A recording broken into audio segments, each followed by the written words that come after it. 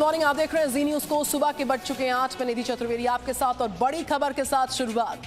दरअसल अमेरिका ने अफगानिस्तान पर एयर स्ट्राइक किया है, ये सबसे बड़ी खबर इस वक्त की। और काबुल के जो सीरियल धमाके हुए थे उसके जवाब में अमेरिका ने ISIS पर यह स्ट्राइक की है। इस वक्त बड़ी खबर आ रही है, अमेरिका ने ड्रोन से ISIS के अलग अलग ठिकानों पर हवाई हमले किए। अमेरिकियों को जल्द से जल्द कहा गया कि एयरपोर्ट छोड़ दिया जाए, तो अमेरिकियों को जल्द से जल्द एयरपोर्ट छोड़ने के लिए कह दिया गया है। पूर्वी अफगानिस्तान के नांगरहार में ये स्ट्राइक किया गया है। ये जानकारी इस वक्त की मिल रही है। जो सिलसिलेवार धमाके हाल ही में गुरुवार को काबुल एयरपोर्ट पर हुए थे, उसके जवाब में अमेरिका ने ISIS के अलग अलग ठिकानों पर स्ट्राइक किया है। ड्रोन के जरिए हवाई हमला किया है। अमेरिका ने अलग अलग ठिकानों पर हवाई हमला किया है। अमेरिकियों को जल्द से जल्द कहा गया कि उनको तुरंत प्रभाव के साथ एयरपोर्ट छोड़ना होगा। This attack, as well as anyone who wishes America harm, know this: we will not forgive. We will not forget. We will hunt you down and make you pay. और हमारे साथ इस वक्त विदेशी मामलों के जानकार हैं रविंद्र सचदेव, उनके पास जाएंगे। और साथ ही साथ मेरे साथ हमारे संवाददाता मनीष शुक्ला भी इस वक्त जुड़ रहे हैं। मनीष शुक्ला, क्या जानकारी मिल पाई है? ISIS का जो गढ़ है वहां पर ये स्पेसिफिक इनपुट था, वहां पर हमला किया गया है, या फिर उन लोगों पर हमला किया गया है जो इस पूरे अटैक के पीछे जिम्मेदार थे? इस वक्त का शुरुआती इनपुट क्या जुड़ता हुआ? मनीष शुक्ला। देखिए निधि, ये जो अटैक किया गया है, ड्रोन अटैक अमेरिका की तरफ से, ये अफगानिस्तान के नांगरहार एरिया में किया गया है। नांगरहार एरिया ही जाना जाता है ISIS का गढ़ के लिए। और यहाँ पर जो अफगानिस्तान फोर्सेस ने काफ़ी कार्रवाई की थी, काफ़ी उनके कैंप्स थे जो ISIS के, उसको ख़त्म किया था और आतंकियों को पकड़ा था। ये वही इलाका है, अगर आप इंडियन पर्सपेक्टिव से देखेंगे तो केरल से 21 जो लोग गए थे अपने वाइफ के साथ, बच्चों के साथ, वो इसी नांगरहार इलाके में उन्होंने ISIS को ज्वाइन किया था। अभी जो लेटेस्ट इन्फॉर्मेशन है कि USA कह रहा है कि उनके पास स्पेसिफिक इंटेलिजेंस इनपुट थे, में उन्होंने एक इंडिविजुअल्स को इस अटैक में मारा है। यानी जो इंडिविजुअल है, जो जिसके बारे में कहा जा रहा है कि वही काबुल एयरपोर्ट पे जो अटैक हुआ था, उस अटैक में शामिल था। USA भी कहा है कि कोई भी सिविलियन कैजुअलिटीज नहीं हुई है। उनका जो ऑपरेशन है बहुत ही स्पेसिफिक, बहुत ही सक्सेसफुल रहा है। अभी उन्होंने नाम का खुलासा नहीं किया है कि इंडिविजुअल कौन है, लेकिन ये माना जा रहा है कि असलम फारूकी होगा। असलम फारूकी इस वक्त ISIS का चीफ है। ये पाकिस्तानी नागरिक है और ये लश्कर-ए-तोयबा तहरीक तालिबान से जुड़ा था। लगातार ये अफगानिस्तान फोर्सेस पर अटैक में शामिल रहा था और इसको पाकिस्तान की, ये माना जाता है पाकिस्तान के ISI ने इसको एक तरीके से ISKP को पूरा खड़ा किया था अफगानिस्तान में। जो हमारे जो इंटेलिजेंस एजेंसीज के सूत्र हैं वो ये कहते हैं कि दरअसल ISKP को खड़ा करने के पीछे अब ये है कि पाकिस्तान ये दिखाना चाहता है कि वो इन्वॉल्व नहीं है और ISKP के जरिए अफगानिस्तान में उन सबके खिलाफ अटैक करने का उन्होंने प्लान बनाया हुआ है, जो भी उनकी बात नहीं मानेंगे, चाहे वो तालिबान के लोग हों, चाहे हक्कानी नेटवर्क के लोग हों। और एक और मैसेज दिया गया कि जल्दी से जल्दी US फोर्सेस हैं वो काबुल एयरपोर्ट को खाली करें। और आपने देखा होगा कि कल रात से ही जो वहाँ का 313 जो तालिबानियों की अपनी फोर्स है, वो एयरपोर्ट के अंदर दाखिल होने शुरू हो गया। हालांकि मिलिट्री एरिया में ये बताया जा रहा है कि अभी वो नहीं पहुंचे हैं, लेकिन अमेरिका को जल्दबाजी है कि वो जल्दी से निकले, क्योंकि लगातार थ्रेट्स आ रहे हैं। अब उनके ऊपर ये बात सामने आ रही है कि कहीं मनीष, लगातार जो थ्रेट्स आ रहे हैं, इस बीच मैं समझना चाहूंगी, हमारे साथ विदेशी मामलों के जानकार है रविंद्र सचदेव साहब। ये जो पूरा लोकेशन है, ज्योग्राफिकली अगर हम बात करें ईस्टर्न अफगानिस्तान की नांगरहार लोकेशन की, जहां पर इस अटैक की जानकारी है, एक बड़े नुकसान का भी जो है क्लेम अमेरिका द्वारा किया जा रहा है। अलग अलग लोकेशंस पर जो हवाई हमले किए गए, मैं चाहूंगी आप बेहतर तरीके से समझा पाए, जो दर्शक जुड़ रहे हैं इस वक्त हमारे साथ, कि कितना बड़ा नुकसान हो सकता है। क्योंकि बदला तो हम लेंगे कहा गया था, बदला 36 घंटे के अंतराल में ले लिया गया। इस बदले की तस्वीर कितनी बड़ी है? देखिए, अमेरिका जब कहता है बदला लेंगे और छोड़ेंगे नहीं, वो तो दुनिया को पता है। ओसामा बिन लादेन को इन्होंने 10 साल बाद ही अंदाजन मारा, और दुनिया में बहुत इंस्टेंसेस होते हैं जो कि ये बहुत सालों बाद जाकर के American law and order, law forces या अमेरिकन मिलिट्री बदला लेती है।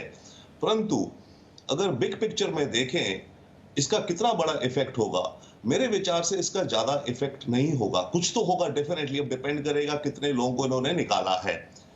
जैसे आप ये भी बता रही थी कि 2 साल पहले इसी इलाके में, नंगनहार में, ये एक्चुअली ईस्ट अफगानिस्तान है और इस्लामिक स्टेट खुरासान का जो ओरिजिन है आपके दर्शकों के लिए, ये एक्चुअली पाकिस्तान से ही निकला है। पाकिस्तान का वेस्ट, अफगान पाकिस्तान जो बॉर्डर है, उस इलाके पे ये शुरू हुए 2015 में कि भाई हमें तो और भी ज्यादा सख्त शरिया चाहिए। जो तालिबान है ये लोग तो फर्जी हैं, बाकी सब फर्जी हैं, हम ही असली चेंज लाएंगे और ऐसा होना चाहिए। तो नाउ टू थिंग्स, अब अमेरिका कह रहा है मारा है, किन को मारा है अभी पता नहीं, बट क्या जो प्लानर्स थे उसको मारा है, ओके, या इनका जो हेड था जैसे आप बता रही हैं अभी फारूकी, उसको मार दिया है। परंतु ये तो एक तरह का हाइड्रा या होते हैं, इनका सिर काट दो तो अगली क्रॉप निकलती आती है, राइट। तो ये उस कड़ी में जाएगा, ये कोई फाइनल सेटलमेंट नहीं होगा। ये तो final settlement in the sense की कोई फाइनल सोल्यूशन नहीं है इस बात का एट ऑल। ये तो एक स्टेप है, ठीक है, उन्होंने मारा काबुल में और अब अमेरिकन फोर्सेस ने इनके कैंप्स को डिस्ट्रॉय कर दिया। पर कितने कैंप से डिस्ट्रॉय कर रहे हैं? 20 साल तक तो इनके पास अभी तक वक्त था अफगानिस्तान में, कितने कैंप्स डिस्ट्रॉय हो पाए और नए कैंप्स आते गए। दूसरी बात, अभी आप काबुल एयरपोर्ट की बात कर रही हैं, उसमें यस इंटेलिजेंस है अभी भी बहुत स्ट्रॉन्ग कि एक और अटैक हो सकता है जो कि कार बम्बर होगा कोई या रॉकेट होगा। मैं एक पॉइंट और हाईलाइट कर रहा हूं कि अगर कोई अटैक हुआ काबुल एयरपोर्ट पे, कार बम सुसाइड ना भी हुआ, कोई रॉकेट टाइप अटैक हुआ जो कि हवाई पट्टी पर बम गिरा दिया इन्होंने, आईएस वालों ने कोई, राइट। तो अगर हवाई पट्टी पे गड्ढा हो गया थोड़ा कुछ बड़ा सा, तो हवाई जहाज जो अभी निकल भी रहे हैं तो हवाई जहाज उड़ ही नहीं पाएंगे। बाहर की सिक्योरिटी आप छोड़िए, तो फिर ऐसी सिचुएशन हो गई तो बहुत ही अजीब हालात हो जाएंगे। जितने अमेरिकन फोर्सेस हैं या कोई और भी वहां पर हैं जो इवैक्यूएशन के लिए रेडी हैं, वो सारे के सारे वहां ट्रैप हो जाएंगे। तो अभी आगे आने वाला सिनेरियो बहुत ही अनयूजुअल, अनइमेजिनेबल भी हो सकता है हमारे लिए। बट बैक टू ये जो अभी अटैक हुआ है, डिटेल्स आएंगी, होगा शायद कि फारूकी को मार दिया, उसके साथ 10 लोग और थे, मार दिए हैं। कहा जा रहा है कि सिविलियन कैजुअलिटीज नहीं हुई है, ओके, वेरी गुड, क्योंकि अफगानिस्तान की वॉर में सबसे बड़ा जो ब्रंट फेस किया है वो एक कॉमन अफगान कह लीजिए, और उनमें से भी सबसे ज्यादा Afghan women and Afghan children के ऊपर इसका हुआ है।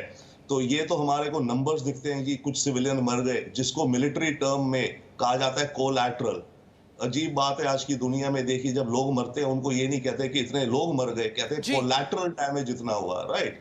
तो these are the unfortunate things of this war.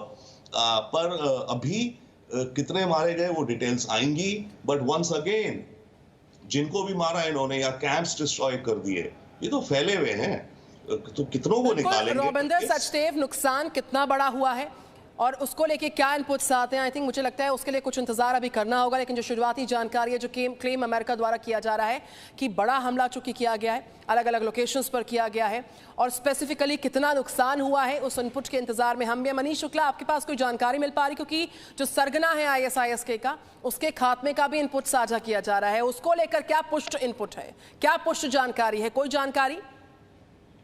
देखिए, असलम फारूकी को पिछले साल 2020 में अफगानिस्तान फोर्सेस ने पकड़ा था और उसको बगरहाम जो प्रोविंसेस है अफगानिस्तान का, उसमें रखा था।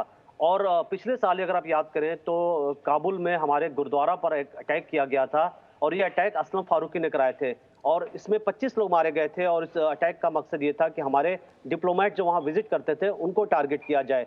ये हक्कानी नेटवर्क के साथ मिलकर के इसने अफगानिस्तान में कई जगह बड़े अटैक किए थे और हक्कानी और हम जानते हैं कि ये ISKP दोनों अफगानिस्तान के जो नॉर्थ एरिया है, जो ईस्टर्न एरिया है, वहाँ ऑपरेट करते हैं। लेकिन जो नांगरहार एरिया है ये ISIS का ही गढ़ माना जाता है। तो ये उसके बाद वहाँ से निकल गया था। जब तालिबान आया, जिस तालिबान का कब्जा हुआ, उन्होंने जेल से सबको बाहर निकाल दिया। हजारों की संख्या में ISIS के लोग इकट्ठे हुए और वो वहाँ नांगरहार भाग गए। अभी नांगरहार एरिया काफ़ी पहाड़ी एरिया है, जैसा मैंने आपको पहले भी बताया था, काफ़ी माउंटेनियस एरिया है और यहाँ पर केप्स बने हुए हैं।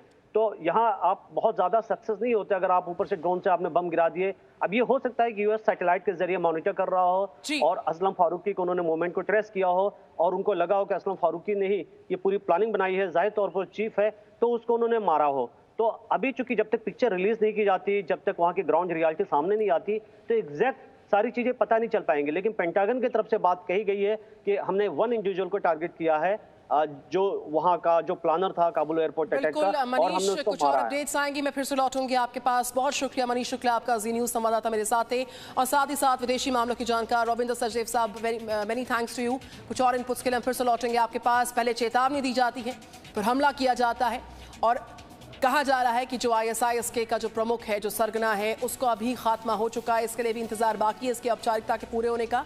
बहरहाल इस खबर पर नजर लगातार। और अब बात Presenting B News app available on Google Play and App Store. Download it now.